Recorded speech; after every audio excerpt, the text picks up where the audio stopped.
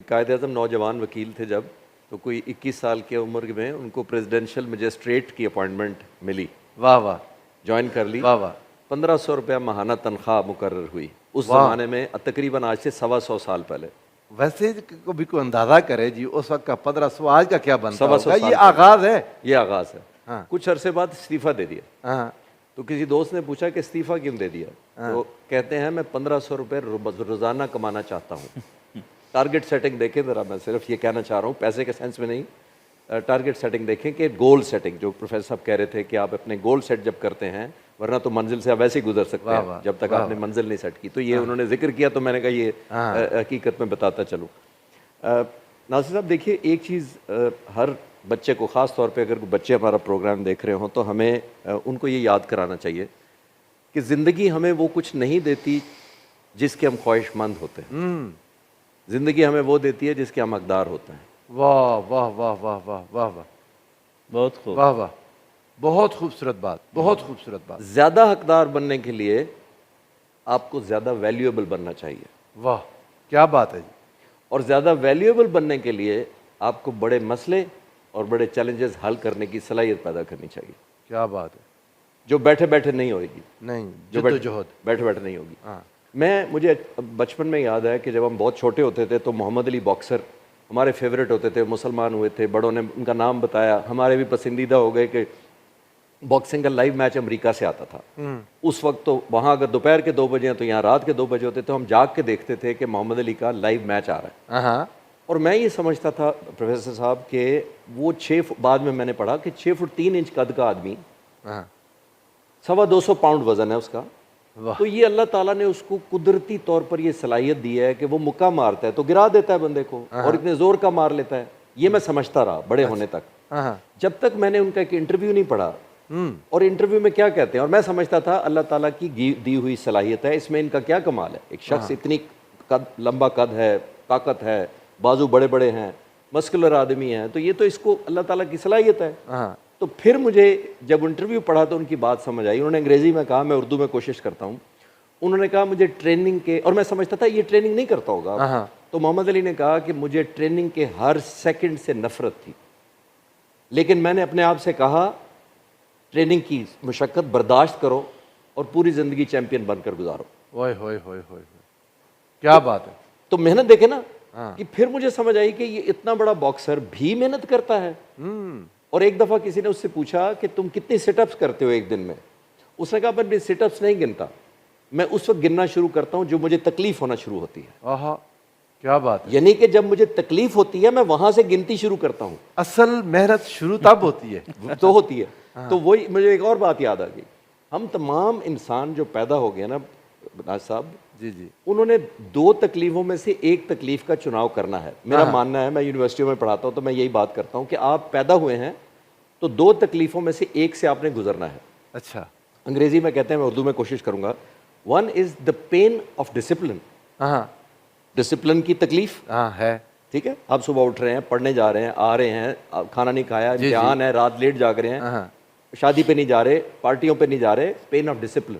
ہاں دوسرا ہے پین آف ریگریٹ، ہوئے ہوئے ہوئے ہوئے ہوئے ہوئے یعنی افسردگی کی تکلیف، یعنی پچھتاوا. پچھتاوا از دا رائٹ ورڈ. بالکل پچھتاوے کی تکلیف.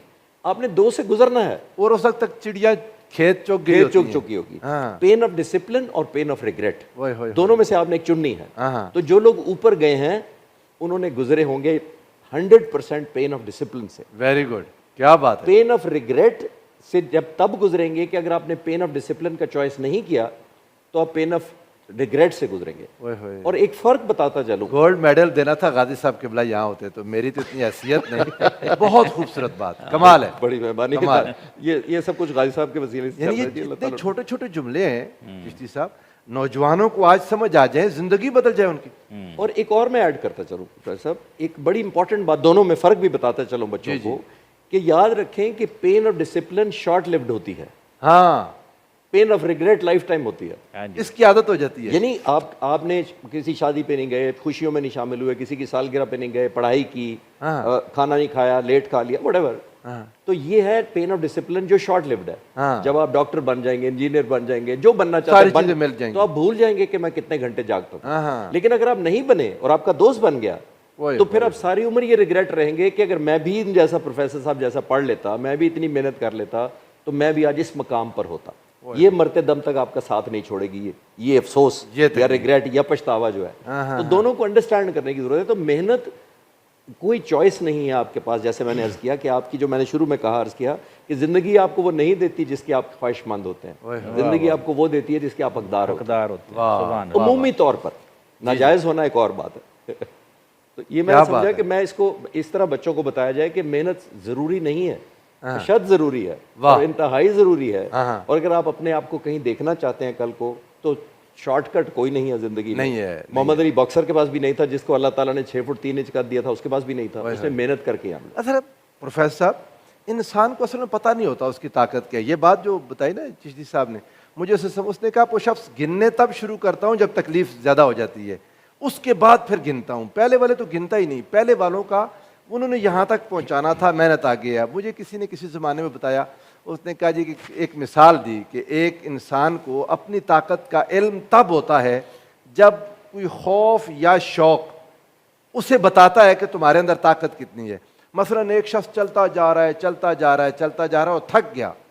جب شدید تھکن ہو جائے, وہ فیصلہ کر لے کہ میں ایک قدم بھی نہیں چل سکتا, تھکاوٹ کے مارے بیٹھ جاتا ہے, ایک قدم چلنا محال ہے.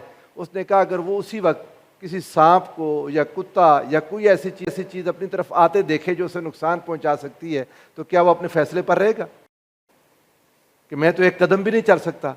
نہیں رہے گا. وہ اپنے فیصلے پر اٹھ کے دوڑے گا. یہ طاقت کہاں سے آئی اس کے اندر جو اب وہ دوڑ رہا ہے؟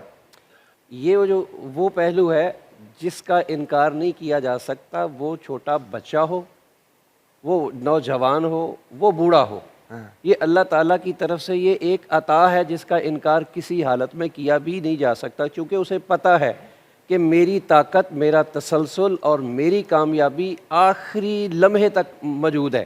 اور اگر میں پہلے ہی دیکھیں نا, پہلے وہ تھا تو اسی لیے گر گیا نا, مگر اسے اس بات کا اندازہ تھا کہ آخری لمحے کی طاقت بھی میرے پاس موجود ہے.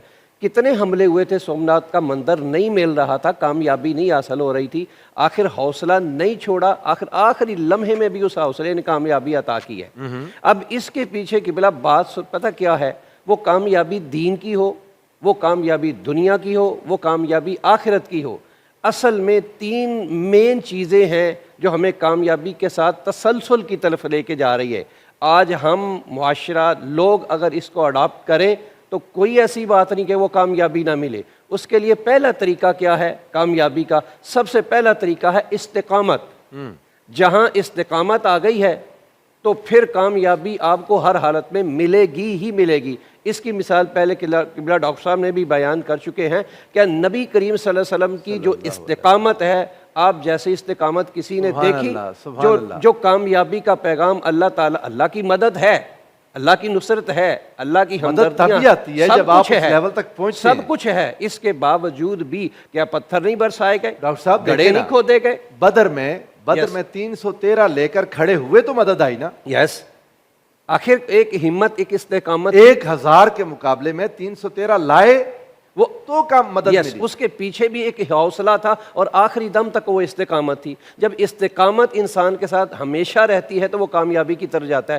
دوسری بات کامیابی کے لیے انتہائی ضروری ہے, جو آج ہم اس کو تھوڑا سا پیچھے کر دیتے ہیں, وہ ہے بے نیازی. اگر انسان ان باقی لوازمات سے بے نیاز ہو جائے, وہ کہے گا کہ میرے پاس کچھ آئے گا تو میں آگے چلوں گا, کچھ آئے گا تو آگے چلوں گا. بھائی چھلانگ لگانا تیرا کام ہے, قدم بڑھانا تیرا کام ہے, تیری مدد اور کامیابی عطا کرنا اللہ تعالیٰ کی ذات کا کام ہے. اور تیسری بات قبلہ اہم اس میں آ جائے گی, کامیابی کے لیے عدم مداخلت بڑا ضروری ہے. عدم مداخلت, بھائی جو کام تیری ذمہ داری ہی نہیں ہے, اگر تو اس کو کرے گا تو پھر وہ جس کی ذمہ داری ہے وہ بھی نہیں صحیح کر پائے گا, اور اس کا کام بھی تو خراب کر دے گا.